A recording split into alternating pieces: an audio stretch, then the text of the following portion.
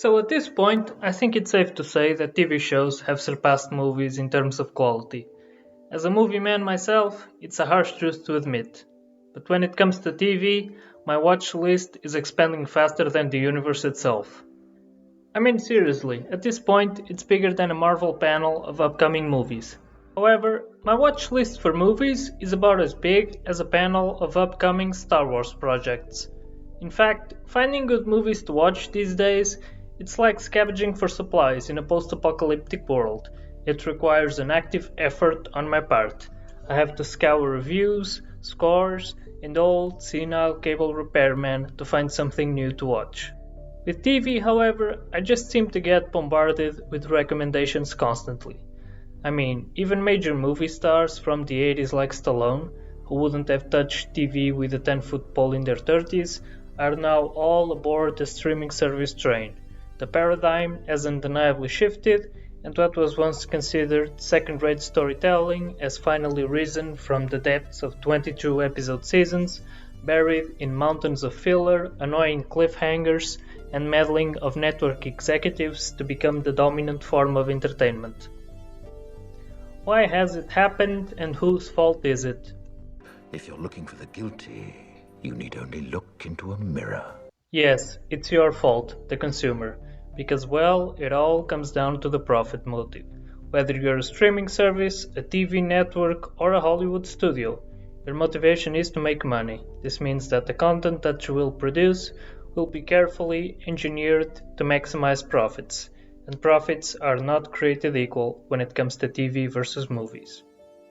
Movies that generate metric tons of cash at the box office nowadays tend to be mostly comic book movies, sequels, prequels, legacy sequels, spin-offs, remakes, soft remakes. So it's no wonder studios gravitate towards investing largely in these types of properties. As long as they keep making money, studios will continue to recycle these franchises, narrowing the potential quality of movies that we get to see. So in short, it's a good time to be a superhero and a bad time to be an original idea. When it comes to TV, however, things change. Streaming services and networks are still trying to make money, of course, but unlike movies, good TV shows actually make money. That's it really. TV shows are good because we reward good TV shows. Movies are okay these days because we reward okay movies. Case in point, let's take a look at arguably the most successful show of last year.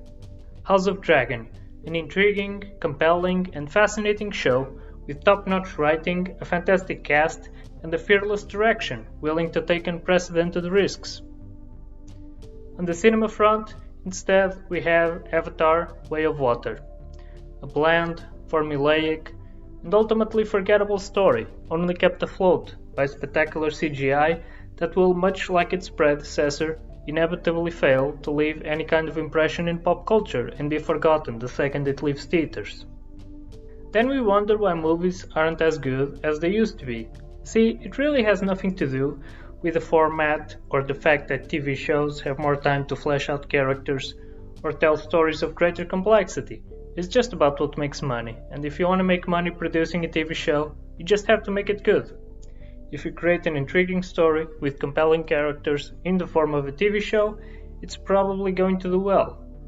A lot of the most successful TV shows on the planet also happen to be some of the best ones. You could never say the same about movies though. Let's take a look at another example.